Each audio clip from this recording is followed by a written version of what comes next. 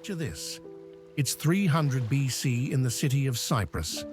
A wealthy trader named Zeno sets sail on what he thinks will be another prosperous journey. But fate has other plans. Suddenly, a storm strikes, sinking his ship and all his cargo. In a single moment, Zeno goes from riches to rags.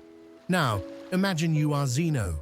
Everything you've worked for, every ounce of your effort, gone in an instant. How would you react? Would you scream in anger? Fall into despair? Most of us would feel devastated. But Zeno, he didn't break. He didn't lash out. Instead, he embraced a new way of thinking. A mindset so powerful that it became the foundation of what we now know as Stoicism.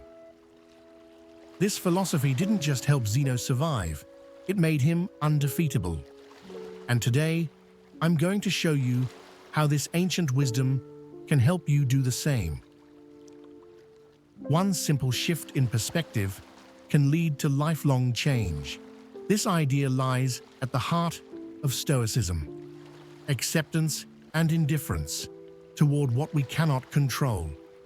After studying Socrates and other great philosophers, Zeno developed and taught this philosophy. He believed that while we don't have control over most events that happen to us, we do have control over our response to them. Instead of lamenting his lost wealth, Zeno maintained his composure. He remained calm, indifferent to his misfortune. Today, many perceive Stoics as people who are emotionless, who seem unbreakable and unfazed by life's extremes, like anger or anxiety. However, the true essence of Stoicism is far more profound. Stoicism is not just a label for those who hide emotions. It's a way of viewing and interacting with the world, a lifestyle that has endured through centuries. The teachings of Stoicism are just as applicable and beneficial today as they were thousands of years ago. The philosophy of Stoicism enables us to process negative emotions from adverse situations and transform them into insights that shape our understanding of the world. Everyone has different experiences and thus different perspectives. By gathering, discussing, and teaching philosophy in public spaces, early Stoics made their philosophy widely known. They believed Stoic principles could benefit anyone, regardless of status, and thus chose not to confine this knowledge within the walls of academia or the palaces of the elite. Because of this inclusive approach, Stoicism attracted followers from all walks of life, from slaves to emperors. Some of the most renowned Stoics in history include Epictetus, whose name means acquired because he was once enslaved, Seneca, a respected statesman, and Marcus Aurelius, a Roman emperor and one of the most powerful individuals of his time. The early Stoics practiced what they preached, rejecting segregation and championing equality. They even coined the term cosmopolitan, meaning citizen of the world. When we hear that term now, we often think of diverse cities like New York or London. This unity and togetherness were the ideals the Stoics promoted. During Stoicism's early years, women were generally barred from pursuing philosophy. However, Stoics disagreed with this notion. Musonius Rufus, Epictetus's teacher, famously argued that women, just like men, have a natural inclination toward virtue and the pursuit of philosophy.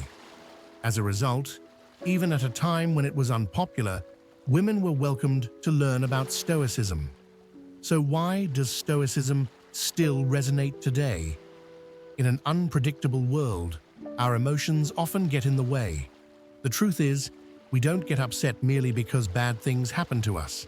We become distressed because unexpected bad things happen. Rain is beneficial. It nourishes plants, provides water for animals, and cools the environment. Yet, when a rainstorm catches us off guard without an umbrella, it can ruin our day. So why don't we break down in tears, every time it rains, because we've learned to expect it. Stoicism teaches that we should adopt the same attitude toward all possible negative outcomes. Expect that bad things will happen. Picture the worst scenario and make peace with its possibility. One Stoic exercise, voluntary discomfort, helps foster gratitude. Sleep on the kitchen floor. Take cold showers instead of hot ones. Eat only potatoes for a few days. These exercises teach you that, no matter how uncomfortable things get, you can endure and perhaps even thrive if you have the right mindset. By confronting discomfort voluntarily, we prepare ourselves mentally for future hardships. In today's world, where advertisements constantly bombard us with messages that we need the latest, greatest products to be happy, the Stoic message is more relevant than ever. We enter life knowing little, learning from home, school, and our own experiences. Often, these sources provide conflicting lessons. Should we internalize all of this knowledge? Doing so can lead to unrealistic expectations, resulting in disappointment and dissatisfaction. Instead, Stoicism advises focusing on improving ourselves for our own sake. When we act, it should be solely for ourselves, not for external validation. Attaching hopes or expectations to our actions often leads to frustration. We then try to fill this void with external distractions, like spending money on luxury cars, houses, or even starting families for the wrong reasons. Stoicism, however, teaches that when we approach life this way, we place our happiness in the hands of external forces that can easily fail us. Cars break down, natural disasters erase cities, and divorce rates continue to climb. Even the free things in life come with a cost, taking up both physical and mental space. Seneca once wrote, "Learning to live with less creates room for what truly matters." True happiness comes not from possessions or physical acquisitions, but from embracing our intrinsic human value. No matter what life throws at us, we should strive to maintain a level-headed perspective. The Stoics call this the dichotomy of control, which is the most crucial principle in Stoic philosophy. As Epictetus put it, "The chief task in life is to distinguish matters so I can identify what is beyond my control and what lies within my power." Stoicism teaches us to separate what we can control from what we cannot. Our worth should stem from the things within our control, not those beyond it. While ambition is commendable, breaking down when things don't go our way is, from a Stoic viewpoint, futile. Imagine you're working on a big project at your job. You've put in weeks of effort, staying late, and sacrificing personal time to ensure it's perfect. You submit the final version, feeling confident about your hard work. But then, your manager criticizes it and decides to go in a different direction. You feel the sting of rejection, the frustration of wasted effort, and the anger bubbling up because things didn't go as you planned. Now here's where Stoicism comes in. Instead of letting your emotions take over, pause and reflect on what you can control. You can't change your manager's decision or the outcome of the project. However, you can control how you react. By adopting a Stoic mindset, you can choose to see this situation as a learning opportunity. Maybe there's feedback you can use to improve your skills. Maybe the situation isn't about your work, but about the manager's changing priorities. Accept that sometimes things don't go the way we expect, and that's okay. By focusing on what you can learn and how you can grow, you turn the setback into a stepping stone. In the end, it's not about never facing criticism or failure. It's about how you handle it that defines you. With this perspective, you remain calm, unfazed, and ultimately undefeatable. Now think of a young man named Alex who has just gone through a painful breakup. He had invested his heart and soul into the relationship, envisioning a future with his partner. But now, with the relationship over, he feels lost, heartbroken, and overwhelmed by sadness. His mind is filled with questions. What went wrong? Was he not good enough? This is where Stoicism offers a lifeline. Instead of letting his emotions spiral out of control, Alex can apply the Stoic principle of focusing on what he can control. He cannot change the past, nor can he force someone to stay in his life. What he can control is his response to the situation. By accepting that pain is a natural part of life and that loss is inevitable, he can begin to reframe his perspective. Alex can use this experience as an opportunity for self-reflection and growth. He might not have control over the end of the relationship, but he does have control over how he moves forward. He starts dedicating time to things that bring him peace and fulfillment, reconnecting with friends, diving into hobbies, and setting personal goals. Through this Stoic mindset, Alex transforms his suffering into a source of strength. By focusing on the actions within his control and embracing the discomfort of loss as a part of life, he builds resilience. And in doing so, he learns that while love can come and go, his inner strength makes him truly undefeatable. Imagine a retired person named Linda. She spent decades working hard, raising a family, and building a life filled with activity and purpose. But now, in retirement, she finds herself feeling lonely and disconnected. Her children are grown and live far away, and the daily routines that once defined her life have faded away. She begins to feel an overwhelming sense of sadness and isolation, constantly thinking about what she has lost. This is where Stoicism can offer a new perspective. Instead of dwelling on what she no longer has, Linda can choose to focus on what she can control, her mindset and actions.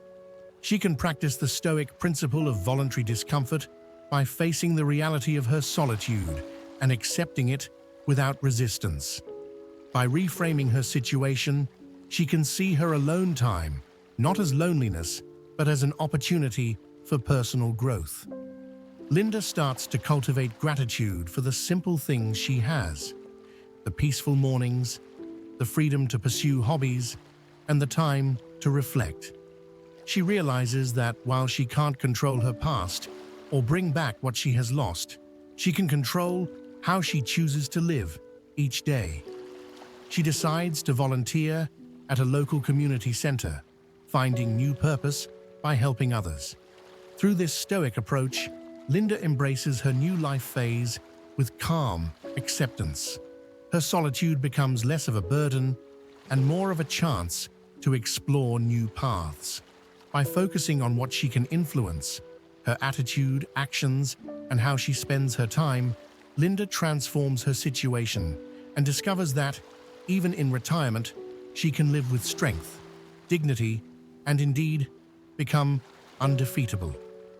There are 4 primary Stoic virtues: wisdom, courage, temperance, and justice. Wisdom is recognizing what lies within our control and choosing our response to external events. As Viktor Frankl said, between stimulus and response, there is a space. In that space lies our power to choose our response. Courage is summed up in 2 words: persist and resist. Temperance means doing more with less, conveying more meaning with fewer words. While the likes of Jeff Bezos and Elon Musk compete atop Forbes' list, Stoics believe that wealth's limit is having what is essential, then having enough. Justice, the most crucial virtue, instructs us to do no harm to others because we are born to support each other. Take Nelson Mandela, one of history's most renowned African leaders. While fighting apartheid, he was imprisoned for 27 years. Upon his release, he became South Africa's president. Many expected him to exact revenge on those who upheld apartheid or his imprisonment, but he did the opposite. During his time in prison, Mandela read Marcus Aurelius's works and embraced Stoic principles. Instead of seeking revenge, he urged his people to rebuild. He emphasized that the past was beyond their control and that moving forward was the only viable path. This is the Stoic way.